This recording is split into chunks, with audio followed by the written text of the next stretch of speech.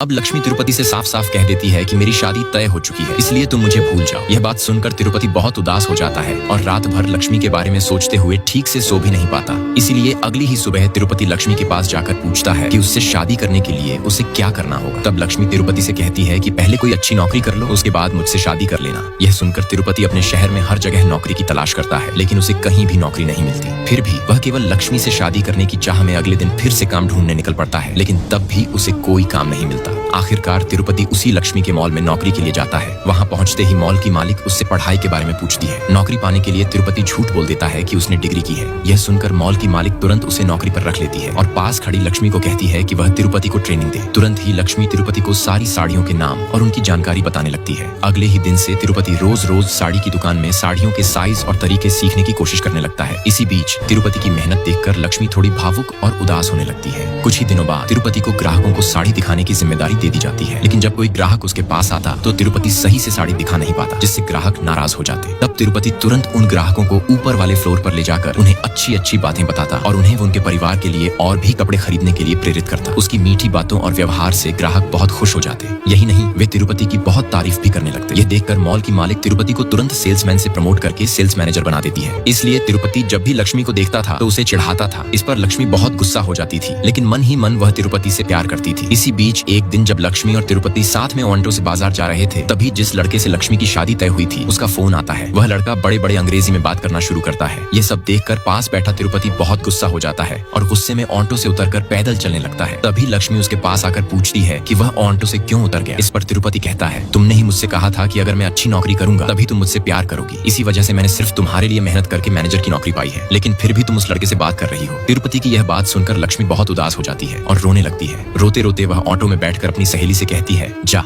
तू जाकर तिरुपति से कह दे कि मैं उससे प्यार करती हूँ। लक्ष्मी की सहेली तिरुपति के पास जाती है और उसे यह बात बता देती है। यह सुनकर तिरुपति बहुत खुश हो जाता है और खुशी में अपने दोस्तों के साथ मिलकर केक काटता है। धीरे धीरे दोनों के बीच बहुत खुशियों भरे दिन बीतने लगते हैं, लेकिन इसी बीच खेतों में काम करने के लिए मजदूर नहीं मिलते। इसलिए तिरुपति के पिताजी उसे खेतों में आने के लिए कहते हैं, क्योंकि फसल तैयार हो चुकी थी। इस कारण तिरुपति अपनी मैनेजर की नौकरी छोड़कर खेतों में चला जाता है। जब यह बात लक्ष्मी को पता चलती है तो लक्ष्मी तिरुपति को समझाती है कि ऐसा मत करो, क्योंकि यह हमारे भविष्य के लिए ठीक नहीं होगा। तिरुपति कहता है कि उसे किसान बनना बहुत पसंद है, इसलिए वह यह नौकरी नहीं करेगा। यह बात सुनकर लक्ष्मी बहुत गुस्सा हो जाती है और तिरुपति से कहती है कि तुमने मेरे पास आकर नौकरी की थी और अब जब तुमने मुझे पाकर अहम दिखाना शुरू किया तो तुमने अपना असली रूप दिखा दिया। पहले तुम मेरे पीछे पीछे रहते थे और अब कहना है कि किसान बनना है। इसी वक्त दोनों के बीच झगड़ा शुरू हो जाता है और तिरुपति लक्ष्मी को बीच में छोड़कर वहाँ से चला जाता है। अगले दिन जब तिरुपति मॉल में आता है तो लक्ष्मी तिरुपति को अपने पास बुलाकर माफी मांगती हुई कहती है, प्लीज तिरुपति ये नौकरी मत छोड़ो। लेकिन तिरुपति उसकी बात सुने बिना ही मालिक से कहकर अपनी नौकरी छोड़ देता है, जिससे लक्ष्मी बहुत उदास हो जाती है और दोनों के साथ बिताए पुराने दिन सोचने लगती है। तिरुपति बार बार लक्ष्मी को कॉल करता है पर लक्ष्मी उसकी कॉल रिसीव नहीं करती। अगले दिन लक्ष्मी का भाई उसकी सगाई शहर के एक लड़के से तय कर देता है। जब यह बात तिरुपति को पता चलती है तो वह साइकिल चलाकर सगाई स्थल पर आता है और उसे रोक देता है। लक्ष्मी का भाई तिरुपति को रोकता है, फिर भी तिरुपति लक्ष्मी के पास पहुंच जाता है। तब लक्ष्मी तिरुपति को जोरदार थप्पड़ मारती और तुरंत उससे सामने से चले जाने के लिए कहती है,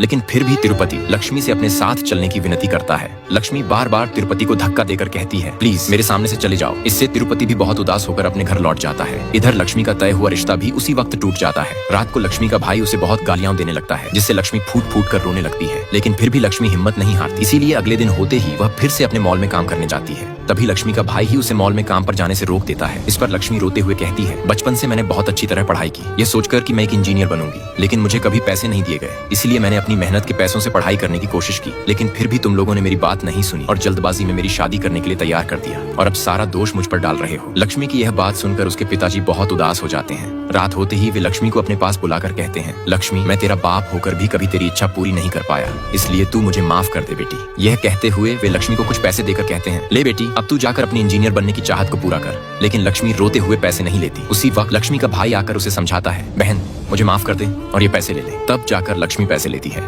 नेक्स्ट पार्ट के लिए लाइक और कमेंट करें।